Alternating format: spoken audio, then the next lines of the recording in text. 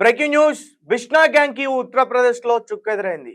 Yes, Bishnah gang కి సంబంధించిన Naveen Kumar sharp shooter అనే వ్యక్తిని ఉత్తరప్రదేశ్ టాస్క్ ఫోర్స్ పోలీసులు కాల్పుల్లో అతన్ని హతమార్చారు. రీసెంట్ గా అతన్ని పట్టుకునేందుకు ప్రయత్నం చేస్తున్నప్పుడు పోలీసుల పైన అతను కాల్పులు జరిపారు. తిరిగి వెంటనే పోలీసులు కూడా అతని పైన కాల్పులు జరిపిన టైంలో అతను అక్కడికక్కడే మృతి చెందాడు. దాని తర్వాత అతన్ని ఆసుపత్రికి తరలించే లోపే మార్గ మధ్యలోనే చనిపోయినట్టు కూడా చెప్తా ఉన్నారు. అయితే అతని పైన ఇప్పటివరకు 20కి పైగా కేసులు ఉన్నాయి. పలు హత్యల్లో కూడా నిందితుడిగా ఉన్నాడు. అలాగే కొన్ని హత్యలు కూడా చేశాడు అంటున్నారు. ఇతను బిష్నాయ్ గ్యాంగ్ లో చాలా షార్ప్ షూటర్ అంట.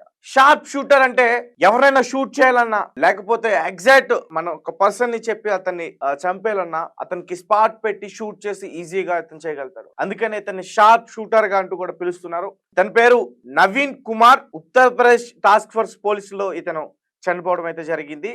అయితే ముఖ్యంగా ఈ బిష్నాయ్ గ్యాంగ్ లో సంబంధించి హషీం బాబాతో ఇతనికి చాలా చాలా మంచి పరిచయాలు ఉన్నాయి. కాల్పులు జరపాలని వెళ్ళలేదు పోలీసులు, పట్టుకునేందుకు మాత్రం వెళ్ళారు. దాని తర్వాత అతను తిరిగి వీళ్ళపైన కాల్పులు జరిపే క్రమంలో పోలీసులు కూడా కాల్పులు జరిపారు. సో అక్కడ ఇతను చనిపోయాడంటూ కూడా చెప్తున్నారు.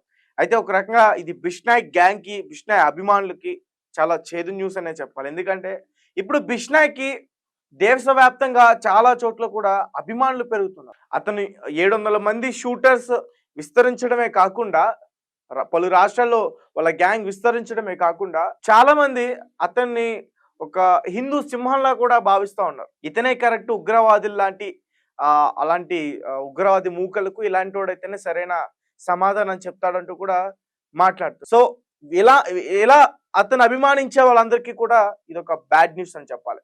ఒకసారి మరిన్ని వివరాలు పూర్తిగా వివరించే ప్రయత్నం చేస్తాను. అతని పైన 20కి పైగా కేసులు ఉన్నాయంటూ కూడా చెప్తున్నాయి. ఇప్పుడు ఎవరైతే చనిపోయారో బిష్నాయ్ గ్యాంగ్ సంబంధించి నవీన్ కుమార్, అతని గురించి బిష్నాయ్కి అతనికి సంబంధాలు ఎలా ఏర్పడ్డాయనే విషయాన్ని మనం పూర్తిగా చర్చించే ప్రయత్నం చేద్దాం. ఉత్తరప్రదేశ్ లో ఎన్కౌంటర్ చోటు చేసుకుంది. ఈ ఎన్కౌంటర్ లో లారెన్స్ బిష్నాయ్ గ్యాంగ్ చెందిన కీలక వ్యక్తి మృతి చెందినట్లు అధికారులు తెలియజేశారు.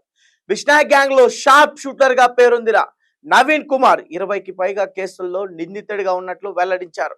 హాపూర్ లో ఉత్తరప్రదేశ్ టాస్క్ ఫోర్స్, ఢిల్లీ పోలీసులు సంయుక్తంగా ఒక ఆపరేషన్ నిర్వహించారు. ఈ క్రమంలో బిష్నాయ్ గ్యాంగ్ కు చెందిన నవీన్ కుమార్ అక్కడికక్కడే పోలీసులను చూసి వారిపై కాల్పులు జరిపే ప్రయత్నం చేశాడు. వారి దగ్గర నుంచి పారిపోయేందుకు కూడా ప్రయత్నించాడు. ఈ క్రమంలో పోలీసులు జరిపిన తిరిగి కాల్పుల్లో కుమార్ తీవ్రంగా గాయపడ్డాడు. వెంటనే ఆసుపత్రికి తరలించగా మార్గం మధ్యలోనే చనిపోయాడంటూ కూడా చెప్తున్నారు. అయితే వైద్యులు కూడా అతను చనిపోయాడంటూ కూడా ధృవీకరించారు. కుమార్ గజియాబాద్ జిల్లాలోని ప్రాంతానికి చెందినవాడు. లారెన్స్ గ్యాంగ్ లో షార్ప్ షూటర్ గా చాలా పేరొందాడు. ఆ గ్యాంగ్ సభ్యుల్లో ఒకడైన హషీం బాబాతో కలిసి ఇప్పుడు పనిచేస్తా ఉన్నాడు. ఢిల్లీ, యూపీలలో హత్యాయత్నం, కిడ్నాప్, దోపిడీలతో సహా 20 కేసుల్లో ఈ నవీన్ కుమార్ నిందితుడిగా ఉన్నాడు. అలాగే రీసెంట్ గా బాలీవుడ్ స్టార్ సల్మాన్ ఖాన్ బిష్నాయ్ గ్యాంగ్ నుంచి ఇప్పటికే పలుమార్లు బెదిరింపులు వచ్చిన సంగతి తెలిసిందే. ఈ క్రమంలోనే ఆయన స్నేహితుడు ఎన్సిపి నేత బాబా సిద్దిక్ ని కూడా ఈ గ్యాంగ్ దారుణంగా హత్య చేసింది. దీంతో ఈ గ్యాంగ్ పేరు దేశవ్యాప్తంగా మార్మోగిపోయింది. దీని నాయకుడైన లారెన్స్ బిష్నాయ్ ప్రస్తుతం జైల్లో ఉన్నాడు. బ్యాంకుల్లోకి అక్రమంగా వచ్చే సెల్ ఫోన్ల ద్వారా అనుచరులతో నిరంతరం టచ్ లో ఉంటూ హత్యలకు ప్రణాళికలు రచిస్తున్నాడనేది తీవ్ర ఆరోపణలు కూడా ఉన్నాయి. సో గైస్, బిష్నాయ్ గ్యాంగ్ కి ఎవరైతే అభిమానిస్తున్నారో వాళ్ళందరికీ కూడా ఇది ఒక బ్యాడ్ న్యూస్ అనే చెప్పాలి. ఎందుకంటే బిష్నాయ్ గ్యాంగ్ లో ఇతను చాలా కీలకమైన వ్యక్తి, షార్ప్ షూటర్ అంటూ కూడా చెప్తా ఉన్నారు. ఒక పక్క బిష్నాయ్ జైల్లో ఉన్నాడు. ఆ జైల్లో ఉండే ఫోన్ల ద్వారా బయట ఏం జరుగుతుందనే ప్రతి విషయాన్ని కూడా అతను తెలుసుకునే ప్రయత్నం చేస్తాడంట. అండ్ రీసెంట్ గా బిష్నాయ్ గ్యాంగ్ ఈ నేపాల్ నుంచి పాకిస్తాన్ కి వెళ్తుంది. లష్కర్ తోయిబాకి సంబంధించిన హఫీజ్ సయద్ ని లేపడానికి ప్లాన్ చేసింది. ఇలాంటి వార్తలు కూడా మనం చాలానే వింటున్నాం. అండ్ చాలా మంది కూడా వాళ్ళకి వీళ్ళే సరైన సమాధానం చెప్తారు, వీళ్ళే కరెక్ట్ అంటూ కూడా చాలా మంది కామెంట్ చేశారు. అండ్ ఇప్పుడు బిష్నాయ్ గ్యాంగ్ కి ఒక చాలా బాధనే చెప్పాలి. ఎందుకంటే ఒక మంచి షూటర్ ని వాళ్ళు కోల్పోయారు కాబట్టి ఖచ్చితంగా ఆ గ్యాంగ్ లో అతను లేకపోవడం తీవ్ర లోటు అనే చెప్పాలి. కానీ అతను మాత్రం శిక్షార్హుడు. ఎందుకంటే 20కి పైగా కేసులు ఉన్నాయి. కొన్ని కిడ్నాపులు చేశారు, కొన్ని హత్యా ప్రయత్నాలు చేశారు, కొన్ని హత్యల్లో కూడా నిందితుడిగా ఉన్నారు. సో అలాంటి వ్యక్తి బయట ఉండటం డేంజర్.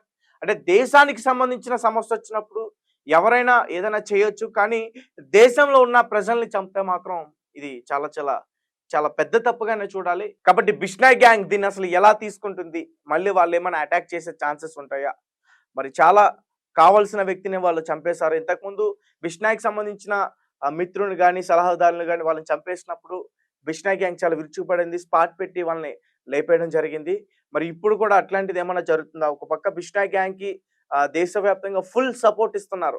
వీళ్ళకి అవకాశం ఇస్తే ఉగ్రవాదులను లేపేస్తారు కదా! మసూద్ అజహర్‌ని, లష్కర్ ఎ తోయిబాకి సంబంధించిన హఫీజ్ సయ్యాద్‌ని, ఇంకా బలూచిస్తాన్‌లో దాక్కున్న షహబాజ్ భట్టీని వీళ్ళందరిని కూడా చంపేస్తారు కదా వీళ్ళు అంటూ కూడా మాట్లాడే ప్రయత్నం చేస్తున్నారు. అలాగే మనకు కూడా చాలా న్యూస్ అయితే బయటకొచ్చింది. వీళ్ళు వెళ్లారు, బలూచిస్తాన్‌కి వెళ్లారు. బిష్నాయ్ గ్యాంగ్ అక్కడ ప్లాన్ చేస్తున్నారు.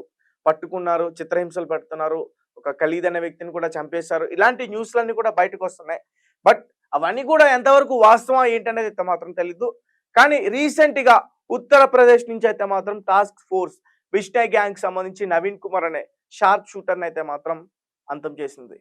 అతను 20 కేసుల్లో పైగా నిందితుడిగా ఉన్నాడు.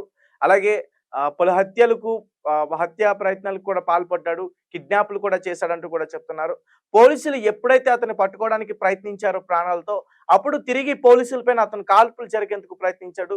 వెంటనే పోలీసులు కూడా తమను రక్షించుకోవడానికి కాల్పులు